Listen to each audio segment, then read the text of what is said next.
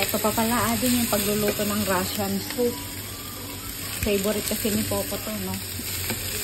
Ito, pag ganito, may potato siya, carrots, onion, celery, tsaka cabbage. Yan. Meron din siyang tomatoes, tsaka ketchup. So, ganito lang siya.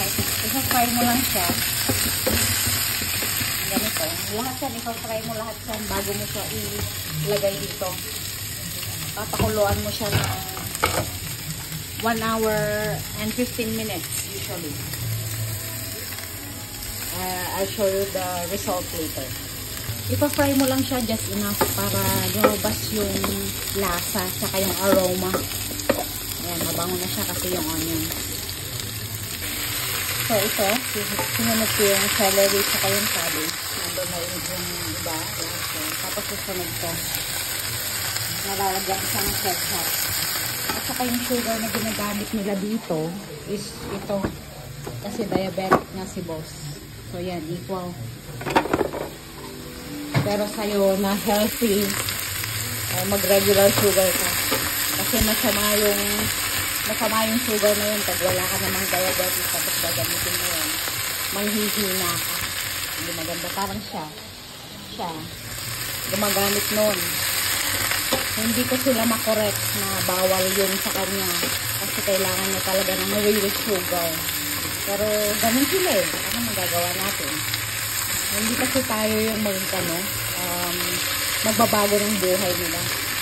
Tayo lang yung nag-i-enhance ng buhay nila dito. So, yan. You have to follow the way they want to live their lives. Yan. Ito na yung last na i-fry ko. Yung tomato na hanggang sa maging salty siya. Saka ko siya dadagdagan ng ketchup. Tapos, itong sugar na ipo. Kasi gusto nila na matamis. So, heto na siya. Tapos, ayan, naboboil na rin siya. Dito naman na yung iba. Diyan. At least 1 hour lang. Okay na siya.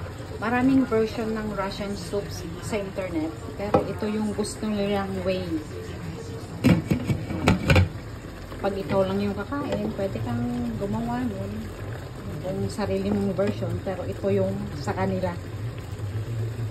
Na ayaw nilang baguhin. Kasi hindi sila open-minded sa ibang lasa.